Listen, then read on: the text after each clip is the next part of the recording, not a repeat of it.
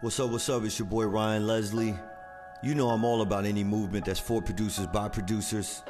Salute and shout out one time to instrosonly.com, the For the Culture podcast. Make sure you keep it locked.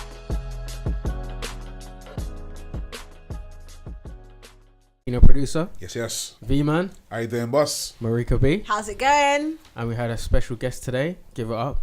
DJ Smasherelly. Smash! Thank you for having me, man. What's good, bro? I'm good, bro, man. What's going on?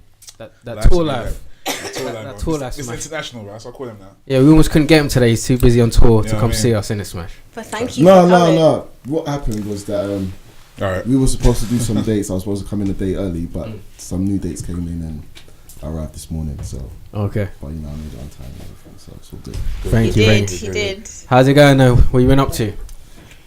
Just been busy on the road with Steph and Wretch 3 2. So yeah, Steph has got an incredible year lined up, show wise. Wretch has got festival season coming up. Obviously, released his album late last year as well. So yeah, it's going to be really busy, man. It's been doing a lot of shows, Europe, and States. It's going to be a good look. How long do you go away at a time? It depends, man. Sometimes it can be like 24 hours. Yeah.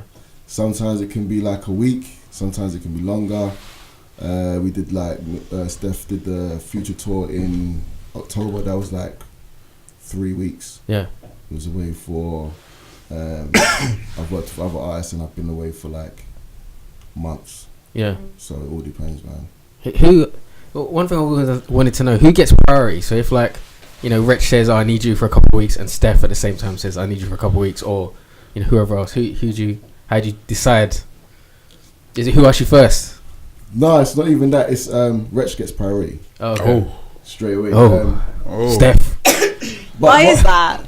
I think because I've been with him longer, and with Steph, I can pre-record certain elements for what the DJ would do. Yeah. Mm-hmm. So I've missed a few shows where either been away or had stuff to do with Wretch, and we've had to find DJs to cover me last minute. Yeah. So I've just had to pre-record certain bits. Okay. So because they wouldn't have time to rehearse with Steph, so it's just easier that way. Steph's hitting me now is it Smash? No, but Steph knows even on the Future tour, Wretch released his 3 2 album. Mm-hmm. He had his launch event. I had to leave Steph's tour to go and come back to London, do that show, and then go back. Busy schedule. Then how'd you keep up with the tour life, man? I don't think I'm not built for that life, man. I've been doing it since about 2000, man. Yeah. So I'm used to it now. Okay. I'm just used to being always on the go. Everything's almost seeming like it's Groundhog Day. Yeah. But it's like a different city, sound check, show. What's a day in a life of you then? Because the shows are usually in the evening, right? Yeah. So what do you do for the rest of the day? Just buy out and shop. Well, no, I never miss breakfast at the hotel. Okay. You're always up for breakfast. That's always my first question when I get to the. That's the priority. Is the number one meal of the day. Yeah. So okay. I deal with that. Then depending on what the schedule is, if I have a little downtime early morning, afternoon, go and do sound check. Depending on if we're headlining the tour or whether we're support. Depends on what time we're going for sound check. Do sound check, chill out for a little bit, do the show, maybe stay and watch the rest of the artists perform, or if it's our thing, then we finish late. Yeah. Get back on the tour bus or go to the hotel, or that's it. You have it's easy life. Who you share the bus with? Who do you share? Or is it just you have your own thing? He has his own bus. Yeah. He's the driver, guys. He's the driver. Come on, Uber Smash. I'll give you my promo code. Yo, trust me, Uber 1471, Smash 1471 for a free ride. No, it depends, man. So on the Wretch tour that we just did in Europe, it was just one tour bus. So everyone's in there. Wretch, myself, tour manager, sound engineer, couple of Wretch's friends. Groupies.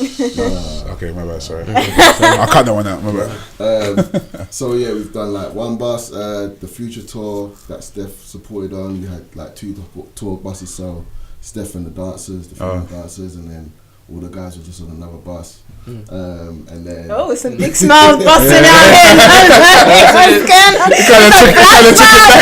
Flashbacks. Kind of took it back. We'll get to that part. Yeah. And then obviously I used to work with Estelle as well. Oh yes. And one of the tours we had 2 tour buses as well. So it depends on how many people are traveling, and what makes it easier. Everyone wants to be comfortable. Yeah. You know? Can you give a quick brief about with Estelle, like when you met up with her? So I met Estelle, I think, in about 1999 or 2000. Okay. Before she was signed. This is before 1980. Yeah, it must just must before be 1980. I was DJing, and I used to work for Tommy Boy Records. Okay. Street team stuff. Shout out to the Militia Street Squad, and I was at Bar Rumba, Shaftesbury Avenue. Oh, school. And I saw Estelle performing. Okay. And so we exchanged details.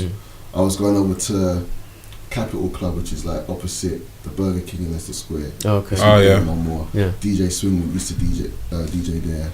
Rest in peace. R.I.P. So yeah, we just kind of like stayed in contact. She had a few shows coming up, but her DJ at the time, I think, moved to Europe. So she called me in, did the show, and I was there for like 10 years. Yeah. Dope. So, Was that the first artist you sort of properly, went on tour with or DJ'd for, would you say? the first actual tour I did was with Ty. Oh, okay. Ty, yeah. Big up Ty. So around that time, I'm like 18, 19, college. But I was like putting out mixtapes, and there was a particular mixtape that I put out that I gave to like Shorty Blitz and Big Ted on Kiss FM. Yeah. A few other people picked it up, and they were like, "Yo, who's this young kid doing all this DJing and is on point?" And then it just kind of like opened up a lot of doors for me. Nice. People just saw the hunger, they saw the talent, and yeah, they were just like Ted and Shorty would be like, "Yeah, come on to Kiss FM and do a guest mix." Yeah. And then so I knew Ty's manager because she used to work at Tommy Boy. Put us in contact. I think I covered for DJ Kofi, who was like a few years earlier just won like DMC championship. Okay. Wow. Okay, cool. So they got me in to do that, did that, and then a little while after that met Estelle, and I was with Estelle for like 10 years, and I think that kind of like solidified myself in like tour DJ. So you saw her transition from Estelle, bubbling on the UK scene to superstar Estelle hooking up with Kanye. So you were there for that whole kind of period when that happened. Yeah. So there before Estelle was signed. I'm in the 1980 video. That's literally one of my best top 5 UK tracks, bro. I used to watch the video all the time, man. So was you in the kitchen scene? Yeah. The kitchen was scene. it? Yeah. You might miss me. If you pause it, you might just catch a young smash. Was with Estelle from the beginning of that. Got signed to V2, and that was kind of like the 18th Day album. Then she started doing the collaborations with like John Legend and Kanye. She had a remix of one of the tracks, and then V2 didn't really know what to do with her. Black artist, female. They didn't know what kind of direction they wanted to go. John Legend looked out. Signed her to his label. Then she moved to the States, but when she moved, I actually decided to stay in London. Because things were still kind of like up in the air for me, as like what's going on for me over there. So she got another DJ over in the States when she moved. Didn't really work out. She came back to London to do a few shows. Asked me to jump back on board, so I went back just before American Boy in 2008. Okay. And that just went global. Okay, with V2, was that with? Did they do things behind the scenes with T2 back in the day? Nah, so V2 was part of Virgin. Okay. Yeah, they had like a little subsidiary. So did the 18-year-old Smash know what your DJ career was going to look like? I mean, did you have a vision of how like that you'd be touring with international stars? Not at all. I grew up seeing like Run DMC, Okay. Terminator X for like Public Enemy, DJ Scratch for EPMD. DJ Scratch. So I saw that kind of stuff. Yeah. But listening to the radio, I knew, okay, cool, I could do clubs, I could do radio. But I didn't really know about the tour DJing side. Yeah. And is there a big difference in what you actually do, like just a normal club set to a like a live PA? To a live PA? Is it a lot different? You say? Yeah, because like the club set, you've got to entertain a whole lot of people, and it's all on you. For the artist performing, you have to make sure that the right track is played at the right time and that nothing messes up. You know, like I remember doing shows when it was vinyl. We've got dancers on stage. Yeah. One of them with their heavy foot, it's a little jump, and then that fucks everything up and stuff like that. Yeah. But yeah, for me, I think it's all the same kind of thing. But then I was having a conversation with someone the other day, and it was like, yeah, this DJ is doing like stuff with artists, but they're not a tour DJ.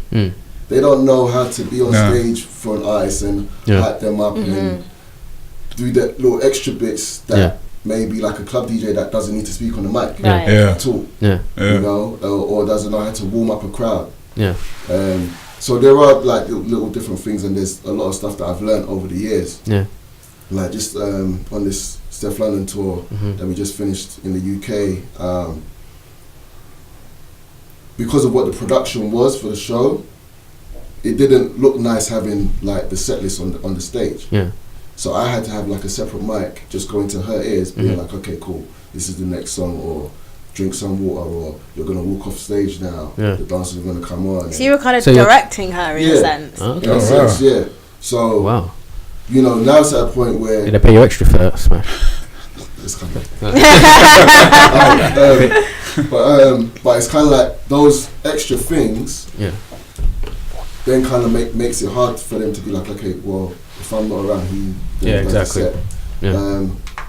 Because I went over to Taiwan recently, and the day that I was leaving, Wretch and Steph were on the same bill at the same event, and obviously I couldn't do it because I had to jump in the plane. And I got told the shows still went well, but they could tell that I was kind of like a missing element. The glue that kind of like puts it all together. So for me it's kind of like, I don't know if I'm adding a whole lot to what's going on, but I know that for the artist, it's kind of like having that, I guess, that trust, knowing that you've got someone behind you. So is it more like the behind the scenes stuff rather than someone in the crowd listening to the show? They probably wouldn't necessarily know the difference, but you and the artist behind the scenes know that, you know, you're not there, or if you're not kind of DJing for him. Is it more that, or? I think certain people would know. And at the same time, I think it depends on what you bring to the table as well. So if your energy, there's the energy, there's what you're doing on the mic, and then if you're just having to press play, anyone can. Pretty much. But then when I've done shows with like Wretch and the live band, and I'm like doing my scratching and playing stuff on the pads, they're like, okay, they're seeing another element that maybe somebody else that doesn't know how to do any of that. So you bring a different dynamic to the whole performance. I think like the fact that without you, that's noticeable. You know, that you're obviously creating a really big impact being there. So that's good, man. Would you say you're the best DJ in the UK? Claim it. I wouldn't, but there's a lot of people that would say that I am at least the number one tour DJ. It's not what you were telling me the other day, so no, I'm joking.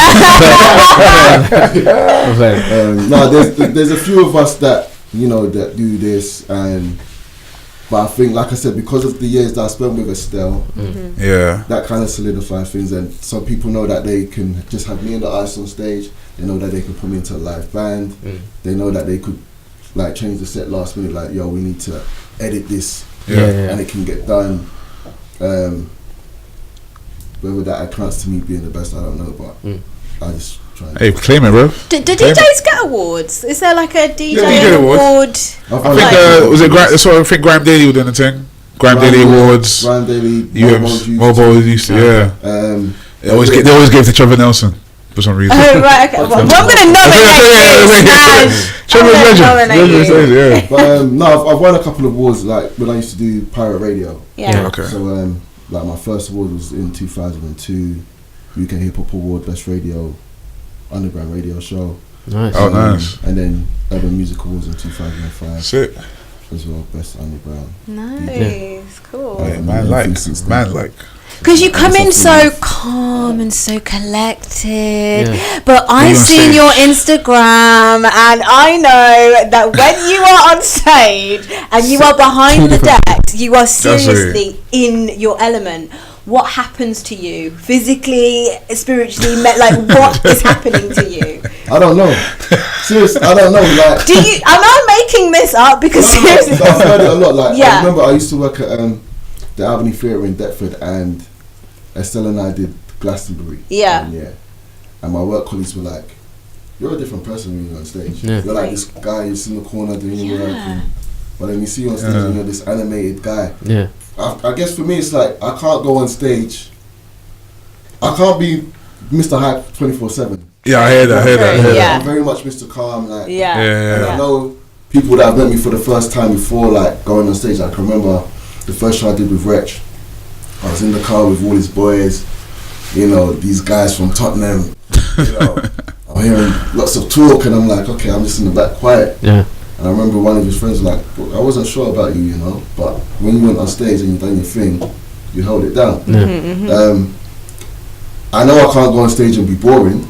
For one, Yeah, it's true. I know that I've got to give some form of energy on stage.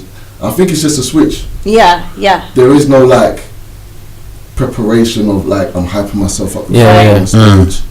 I just literally walk on, hit play, do what I need to do, and just go. Is it always like more of a natural thing, like you're naturally like that but you just reserve it for the show, or did you have to kind of like not force it in the beginning but proper try and you know like kind of make yourself kind of be hype on stage, or was it more just a natural thing anyway? I think it's a natural thing in the sense of I love music. If I love the music that I'm performing to, that's gonna give me some hype. Yeah. I've seen DJs look incredibly bored. Yeah. Like a DJ. Yeah. I think there's that. I think because of when I had to do radio and just be in the studio, you've got to develop some sort of rapport with the crowd that's listening. And I think just like watching a lot of what the American DJs were doing. Premiere, Kick It Pre. Like I watch what they do. Hyping all day. They're hype. You know, they're bringing the energy. They can be their own entity themselves without the eyes. Yeah. So I think I've picked up on a lot of that. And just being like a showman almost. I guess. Just having fun with it. Just having fun with it. Yeah. So like, you know, there'll be a lot of up and coming DJs listening. What would you say? What's one or a few piece of like crucial advice you'd give to them to kind of they want to start doing what you're doing? You know, learning how to DJ for a start, and then kind of, you know, because I think people, like you said, people just think being a DJ is going over records and press and play. Like, you know, let these young DJs know what they have to do, what it involves, you know, and any advice you can give. Would you say? I think a lot's changed from when I started, because obviously when I started I was strictly hip hop. Yeah. Didn't want to know about anything else. Like, but then over the years started developing more, learning about the different genres, and I guess hip hop with all the sampling as well. That led me to certain things as well. I definitely say you've got to go out to the clubs, see what the DJs are doing. Like I would just go to the clubs and I've got my favourite DJs, and I'm just like, what are they playing? How's the crowd reacting? Yeah. What are they not reacting to? Is the DJ paying attention to the crowd while they're playing? That's one main thing, isn't it? Yeah. Pay attention to the crowd. Yeah, because you've got DJs I've been to events where the DJs never looked up once. Yeah. It's just playing for himself. Just playing for themselves, or they just, again, because of me coming from turntables, vinyl. Yeah, okay. I don't have to look at the equipment. Once I, like, you know what record it is. Record down. I know what I'm doing. I know where everything is. Yeah. Whereas a lot of guys now are like, they're stuck in the screen of Serato, Tractor. They're using it as a crutch to see what they're doing. Yeah. And I think you have to develop a personality. That's something that I've noticed recently. Like, you can be great mixing tunes. You might know what the good songs are, but sometimes that can be quite boring. Okay. Just the fact that you're playing what everybody else is playing. Yeah. Yeah, I heard that. You kind of like have to have something that makes me, that for me personally, that makes me be like, nah, you're actually a dope DJ. Yeah. Because he or she is hearing that sort of sound that no one really knows, but because they believe that in themselves that is a good sound, they can try and give it to the crowd. And so basically, that taking that risk. Yeah, definitely. Like Break Records, I know obviously a lot's changed from. Yeah, I was gonna ask about that. Go straight to Instagram, their socials, or whatever. Just post up the music. They don't necessarily need the DJ network anymore. Yeah. But it's still good to have that. Like there's stuff that I see online, or I go to a lot of open mic shows or events, and I'm seeing new artists. There's someone that I saw recently, and she just put out a new video, and I posted up, and people were like, "Yo, this is baby. This is yeah. I've seen it. Like, so I'm still trying to do all of that as well. But yeah, there's for the DJs, they've just got a lot to learn. I think the technology has allowed some DJs to not know how to connect things properly to the equipment. Yeah. Like they just get a controller, they connect it to their laptop, connect it to some speakers, and they're good to go. That's it. Yeah. But when it's coming to like festival season, and there's all these other artists performing on the same setup, and they don't know how to connect into the system properly, and there's now technical difficulties. They don't know a lot, and I've seen it too often. Okay. You ever had to save anyone? Like, stage today. DJ Smash. Okay. Like last week. Who would Smash? Tell us. No, I'm joking. You don't have to tell us. Let him simmer. This is for the culture uncensored. But Tell us. no, it was at an event, and there's one DJ set up. There's the main DJ that's kind of like DJ in between the artists. Yeah. And then each artist DJ is going up, plugging in their system. For me now, because everyone's using the CDJs, you can plug in a USB. If you're an artist DJ, I think you should just use USBs. Yeah. Don't worry about plugging in Serato and unplugging this and that and the other. But basically what one of the DJs did is that in soundcheck, that main DJ that's DJing in between wasn't there. So when you do soundcheck and you just plug in, you think everything's going to be the same when you get to the show. But then the other DJ's there now, you're plugging in, you're having to go through his system, which was Serato, and I know when Serato's not sounding right. Yeah. And I'm hearing that sound, I'm like, okay, something's wrong. But I'm just in the crowd, I'm like, I don't want to impose myself, but then the people that I was with, I was like, no, Smash, you need to go on stage and help them out. Oh, wow. Went up there was another DJ up there, they kind of like sorted it out because that other DJ worked with that other artist before and had all of their music. So it worked out anyway, but I could see that, okay, you needed to take out this cable and just go straight into the mixer. Okay, Sometimes it's just that. But if they don't have that understanding, if they don't have that knowledge, then it can be quite nerve-wracking, and it's annoying for the artist, it's annoying for the crowd, it's stressful for the DJ when it's going wrong because everything's on you, and depending on the kind of artist that you're around, they're either going to be quite supportive of it or they're going to cuss you. Yeah, it's true. You know what I mean? And I remember, I think there was a video of Biggie back in the day with Mr. C. Yeah. Like he did something wrong and I think Biggie threw some water at him. Oh yeah, I saw that, yeah. Wow. Yeah, twice. And he's like, Has it ever happened to you, Smash? They don't ever thrown water? Rex just threw the bottle, so okay. It's the wrong song. I've been pretty fortunate in that I've never really done any major mess ups. Yeah. Like Rich has said certain things that made me think, okay, we're not playing that particular song that was on the set list. We're going to sound different. And I played the different track. Yeah. But it's never been a thing of like, nah, you messed up today. Like, what's going on? It's been like little minor things. Yeah. But my success rate is quite high. Hey, bruv, come on, claim it. I think for a lot of people, a lot of the DJs is like they're just not trustworthy. Unreliable. Yeah. That I'm going to get the job done. Because your experience, you've done your homework. You know. Yeah. It's like when I started with Steph, she didn't really know me too well. It took a little while for us to gel. Yeah. But now, the respect is there. Right. Yeah. Like she trusts me. when I'm not around and I get back, she's like, no, I'm glad to have you back. And yeah, it's sometimes it takes a while. Yeah. But yeah, man. So you've got a good rapport with your artists. That's So good, when like you're starting out, because like even before you met with Estelle, and you know with Stefflon and Wretch, how did you get? Was it a case of going straight to the artist, or talking to their teams, or going to the record labels? How did you really get involved? So with Estelle, we met. I think I invited her down to one of my radio shows that I was doing. Okay. And then she told me that her DJ was going to Europe. She asked me if I could do the set. Did it. So that was a good way in with Estelle. Yeah. With Wretch, Estelle's old guitar player became Wretch's music director. So when I moved back from the States, he was like, "Oh, you're back.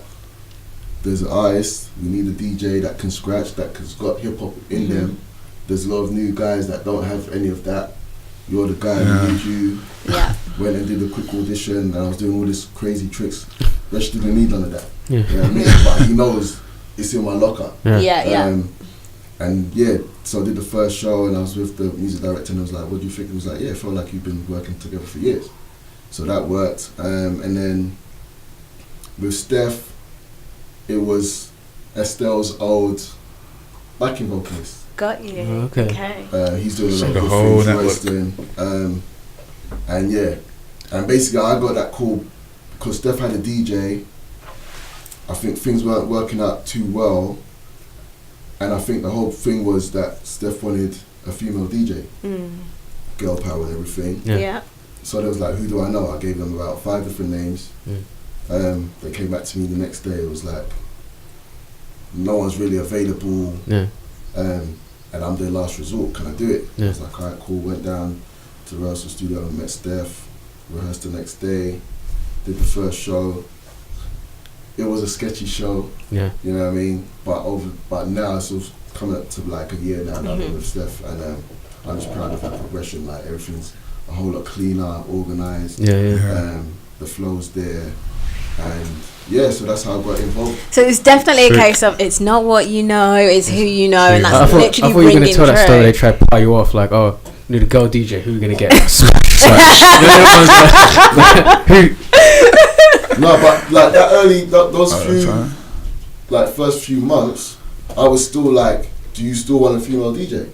Like, so I'll give you more options. There was like Steph did Jules Holland. Okay. I watched that. This is while we were getting ready to do Vivo Great Escape. Yeah. And her TV plugger was like, "Oh, I'm not doing the gig. They're gonna get DJ Melissa, shout out to Melissa, to do the TV show." I'm like, You know what I mean? I've been doing all this work. I done the edit that she was gonna perform to and everything. I was like, alright, cool. So in my mind, I'm thinking, this isn't totally my gig. I'm still maybe like just feeling it all out. They might still want a female DJ. Cool, no problem. But over the months that continued, it was like, I've got the job, pretty much. They've still tried to do like a couple things of going for the look of having like the all-female thing. Did I try and put you in a lace wig? Like, no, it wasn't working. It just wasn't working. No. But no, it's been really Smasherelly. Where did they Smash come from? Innit? Oh Was you like based on? Was it based on like Hulk? No, you know what? I was known as DJ Serious. Serious? Because when I went through puberty, I didn't find anything funny, basically. Oh. Okay. Sky went deep. I just stopped laughing at all the funny jokes in school. Yeah. I got serious. But I'm going through puberty, guys. Like, leave me alone. But then there was quite a few other DJs with the same DJ name. So when I was on radio, and I used to get a whole lot of music first, I was kind of like one of the first people to know where to go online to find all the exclusives and download them. So I used to say I'm smashing the hottest joints for your speakers. People like Smash, but there's like a big Russian DJ called DJ Smash. At the time there was a rapper called Smasher. I did the rally, Smasherelly. Smasherelly. That was it. Oh, okay. And it's been stuck. I hear that. So what's next for you? You gonna start rapping? I used Pick to up the rap. mic. Yeah. I retired when I was 16. Retired, Bring it back, you know. Jay-Z retired how many times, guys? I used to That's rap. your first retirement, Smasherelly. Rapping. I used to rap. I used to be into jungle. Oh yeah. Drum yeah. bass a lot, Jungle so I is used to chat massive. to all of that. So like secondary school, I was chatting. All of that. Yeah, won a few competitions. Was in like a rap duo. Started learning how to DJ. Yeah. I was like 14, 15. I just found a love for that. Passion kept on going, and yeah, everyone just noticed the talent. But I've surprised a few people over the years that I can drop a few bars. Yeah, hey bro, listen. Nice, I was giving us a quick 30-second freestyle right now, bro. No, Yeah, we saying. Let's bring it back. Bring it back. I'd only be rapping my lyrics from like when I was 16. First full bar. Are you going to be working with any American artists anytime soon, or is it just you just work with UK guys, or? I have done some stuff with US artists. When I was living in the States, when I was doing stuff with Estelle, and a couple of years ago, Kid Ink's DJ couldn't make it over, so I got called in to do Kid Ink's live lounge on One Extra and SBTV performance. Yeah. Nice. So yeah, I get those calls every now and then, and again, like traveling with Steph, we've done a few things out in the States and like gone to events, and the people that are coming to the shows, like I'm meeting certain people, and I'm like, okay, cool, and they're noticing what I'm doing as well.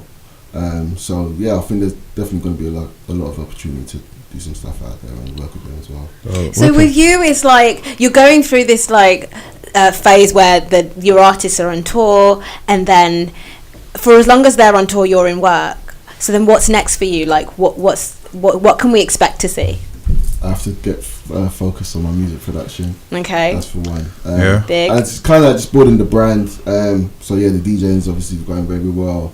Get back maybe into like maybe doing radio again, club stuff, doing my own tours, and yeah, doing the music production, putting out my own projects. We had Becky Lava in earlier, and she mentioned that she met you. Yeah, so yeah, we've been a possible speaking collab since the last beat showcase that Intros Only did, and yeah, we've just been having a really good vibe, and just come down to a few of the events that I've performed at, and yeah, it's been good. So hopefully some music will come out. Not hopefully it will. Yeah, trust me, it will. It will. Well, before you go, because I know you had to get a move on soon, just let everyone know where they can find you, what you're up to, what you're going to be up to next. Next thing coming up, I guess you'll find me on the G-Eazy tour with Steph London. Nice. In May. Festival season with Steph and Wretch. Find me on Instagram mainly. That's where I'm at. Nice. Smasherelly. Cool, bro. Thanks for coming in. Marika had to rush off, catch a train. Shouts to Marika. Justin, shouts to Birmingham again. DJ Smasherelly, we'll see you soon. Appreciate it, bro. Safe for coming down, man. Thank you for having me, man. Appreciate No doubt. And those VIP passes, I beg Backstage you. passes, I need them for the next At some point. and Steph show. I need that. And a meet and me. greet as well. Okay. In the picture. Anyway, No, thanks, it's for bro. myself. Thanks. What's up? It's your boy Ryan Leslie. You know I'm all about any movement that's for producers by producers. Salute and shout out one time to instrosonly.com, the For the Culture podcast. Make sure you keep it locked.